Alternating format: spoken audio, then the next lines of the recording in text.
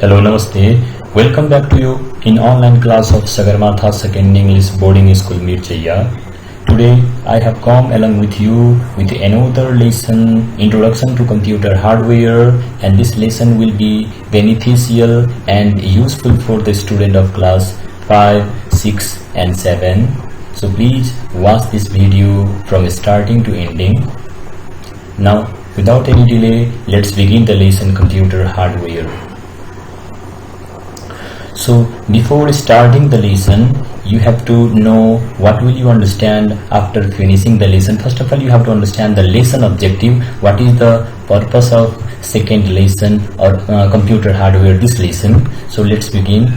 So first number topic, introduction to computer hardware. So after finishing the lesson, you will be able to define, you will be able to explain about computer hardware, another types of computer hardware, input device and with input device and their examples, another output device with examples, processing device and its parts, a storage device with its types and examples, processing unit also and its parts. After that, a difference between input and output device, and very last point is types of computer memory. So after finishing the lesson, you will be able to define or understand these terms. So let's begin from the starting, introduction to computer hardware. So first of all, you have to understand the meaning of computer hardware. What do you mean by hardware? So here is the clear definition: the physical or mechanical parts of the computer system that can be seen or touched is called computer hardware. The physical or mechanical parts like monitor is called physical parts, scanner, all the components that can be seen or touched with hand is called what? Computer hardware. There is no use of software without the use of hardware, because in the field of computer industry, because in computer system, basically there are only two main components, software and hardware. Because when we purchase the computer from the market, first when we want to use, first of all we need to install the software inside it, because software gives life to the hardware. So remember, there are two important parts of computer system. They are hardware and software. Without hardware there is no use of software, and without software hardware is useless. So hardware can be seen or touched. Next, examples: monitor, CPU, printer, motherboard, keyboard, mouse, scanner. These all are the examples, because these all parts can be seen or touched, like RAM, ROM, hard disk, compact disk, all the memories, all the input devices, all the output devices, and processing device, that is CPU. It means these all are the examples of computer hardware.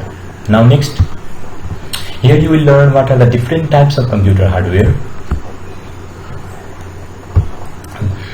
There are four types of computer hardware. You know very well there are four types of computer hardware.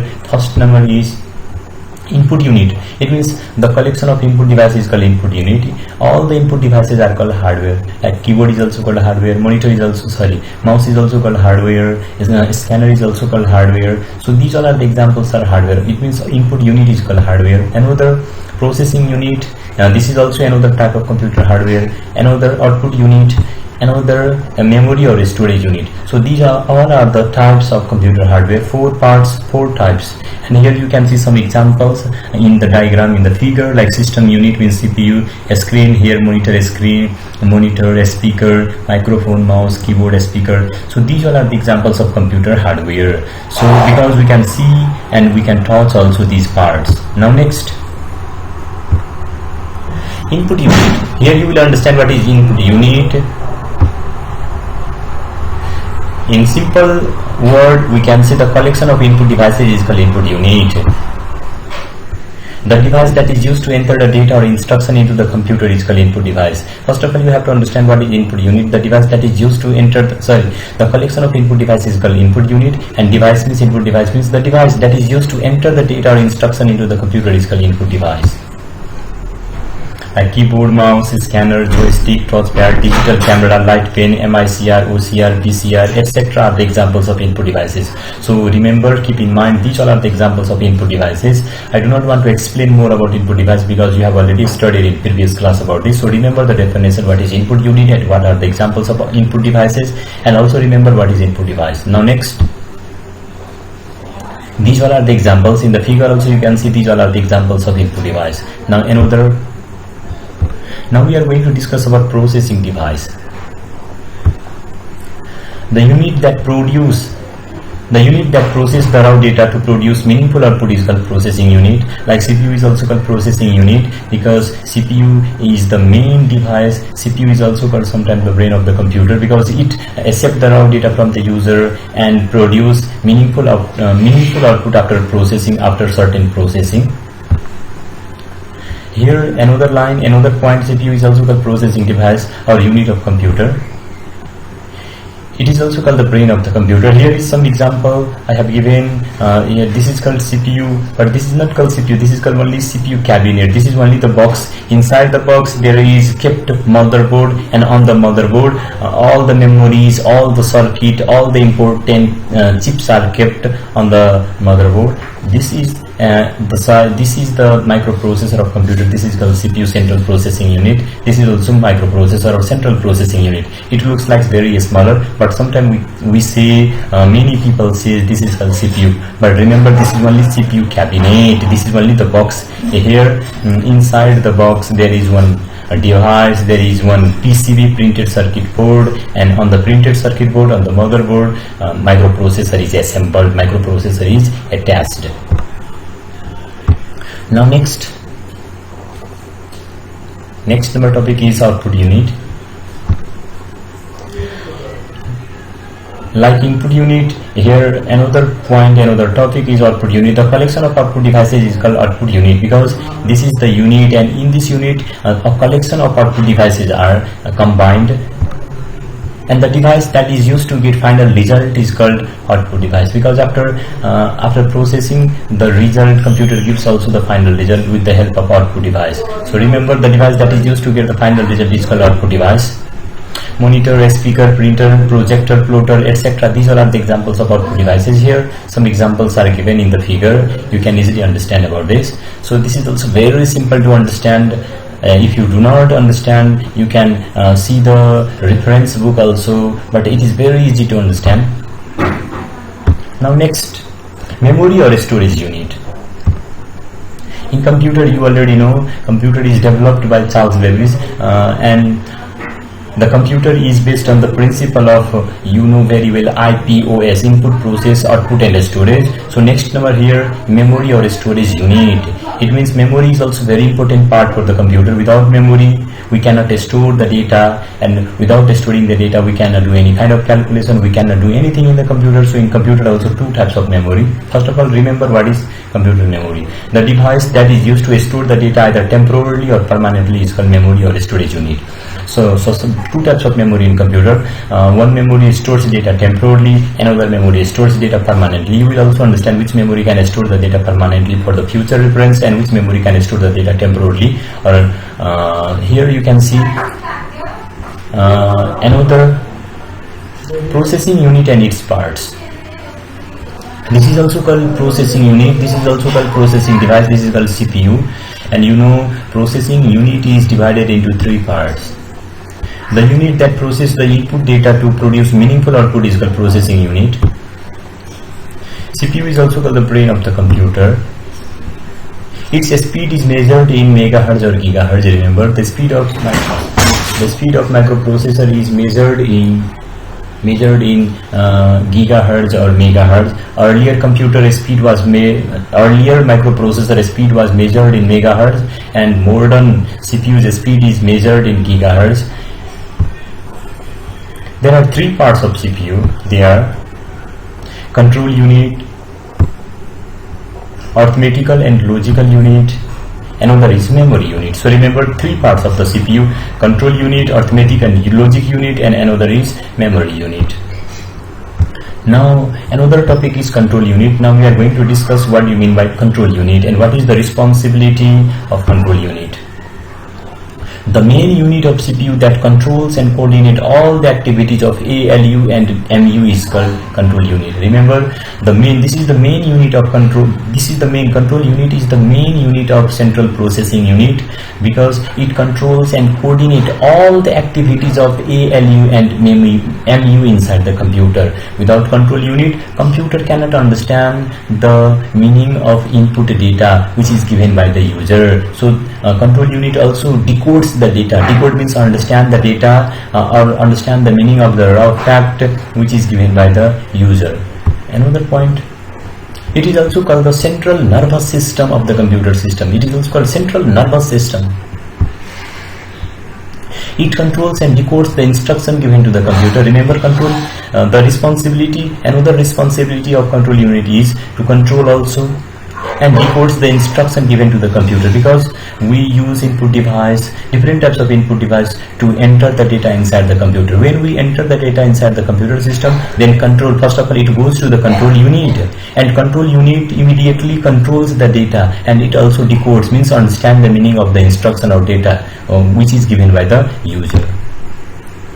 Now another point, control unit execute the instruction one by one. Suppose we have given 10 instruction, 20 instruction, then first of all it executes the instruction in sequential order, one after another. It cannot execute all the instruction at a time. Computer perform only one task at a time, but the speed of the computer is very high, so that we cannot understand. The speed of computer is BIPS, billions of instruction per second, so that we think a computer can do multiple tasks at a time. But remember, control unit only execute one instruction at a time.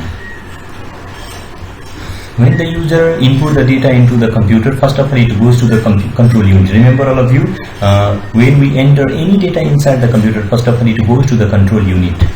Now next, arithmetic and logic unit. This is also arithmetic and logic unit is also a part of CPU, like control unit is also the main part of CPU. This is also the main part, another main part of the CPU. The unit that performs arithmetical and logical calculation is called ALU.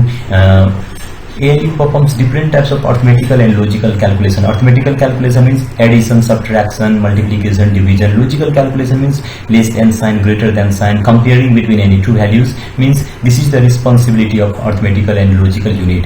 If the arithmetical and logical unit is not kept, if this unit is not functioning well, then computer cannot perform any kind of calculation. When the CPU decodes or encounters instruction, then it passes the instruction to the ALU. First of all, when we send our data, first it goes to the CPU control unit, then CPU decodes the meaning of the data, then it sends our data to the ALU for further processing for different type of calculation. Now another, ALU is also divided into two parts. They are, AU means arithmetic unit and another is LU means logic unit. AU does only arithmetical calculations such as addition, subtraction, multiplication and division. LU does only logical calculations such as comparing between any two numbers or values. Now another, memory unit. This is the last part of the central processing unit, memory unit.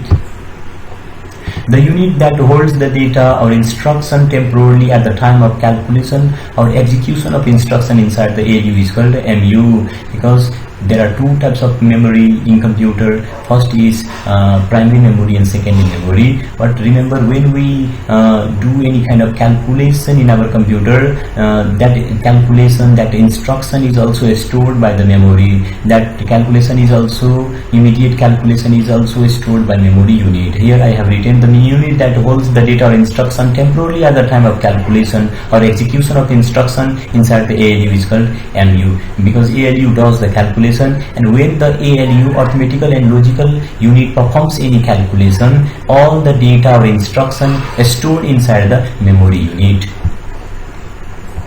The memory unit is also called primary storage. The storage unit is also called secondary storage. If memory unit is written, you have to understand that is primary memory. If memory is written, it means you have to think memory only written, you have to think that is primary storage or primary memory. If a storage unit is written, you have to think that is secondary storage, means secondary storage device like hard disk, floppy disk, CD. There are two types of computer memory, primary memory and secondary memory. Now let's begin what is primary memory and another part secondary memory. First of all, see about primary memory.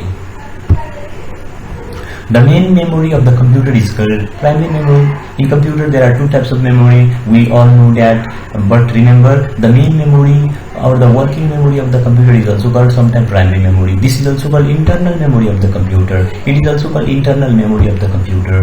And examples of primary memory are RAM and ROM. RAM and ROM are the examples of primary memory, and RAM, remember all of you, RAM is also called volatile memory, but ROM is called permanent memory. RAM is called volatile memory, but ROM is called non-volatile memory. Yeah, you will learn about this because this topic is given in another lesson, lesson 3. So I will tell you about this in lesson while discussing about lesson 3. Now another, the memory that stores the data or information for long period of time for future reference permanently, that is called secondary memory. In computer there are two types of memory kept, primary memory also and secondary memory, because sometimes we need to store the data temporarily for the temporary basis, and sometimes we need to store the data for long period of time for future purpose, so that we need secondary memory. And secondary memory, there are different types of secondary memory available. Remember, first it is also called auxiliary memory of computer or sometimes external memory of computer. And you have to also remember primary memory is slower memory, primary memory is faster memory, but secondary memory is slower memory. Primary memory is expensive memory, but secondary memory is cheaper memory. So these are the difference you have to remember. Next, hard disk, CD, floppy disk, flash drive, DVD, etc. These all are the examples of secondary storage device. Now we are going to discuss about what are the difference between input and output devices. So first you have to understand what is input device and why we use input device. So first, it is used to enter the data into the computer. We use input device to enter the data into the computer, because in plus put means and to enter the data inside the computer, and put means to send or to give the data into the computer. So it is made up of two words, in plus put. It is used to enter the data or instruction into the computer. And input device, it converts the data into computer understandable form, because when we send our data, when we enter our data with the help of keyboard or mouse or any input device, then computer needs our data. We send our data in the form of high level language, we send our data in the form of human understandable language. Computer does not understand it, so input device converts our data in the form of machine understandable format, computer understandable format. So remember, it converts the data into computer understandable form. Examples: keyboard, mouse, scanner. These are the examples of input device. Output device,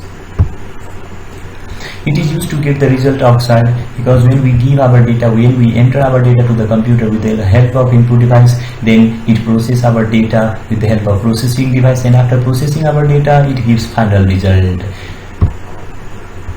It converts the data into human understandable form, because computer gives the result in the form of 0 and 1. There is one in output device, and output device converts the data which is displayed, which is given in the form of 0 and 1. It converts the data into human understandable form. Examples: monitor, printer, speaker. These are the examples of output device. Now we are going to discuss about user. The person who operates the computer is called user. Suppose if you are using your computer at your home or any place, then you are a user. A computer cannot do anything without our given instruction. We use computer user because user gives instruction to the computer. Without giving our instruction to the computer, computer cannot do anything. The user gives instruction to the computer to perform any task. The computer system is incomplete. Remember, the computer system is incomplete without the involvement of user. If there is no user in our computer, then there is no use of software and hardware inside the computer, because computer works according to our instruction. User is also called computer operator. Now this lesson is ended. This lesson is very simple to understand, and next time I will come along with you with another lesson, that is a storage device of class 6 and 7. Thank you. Stay at your home, stay safe.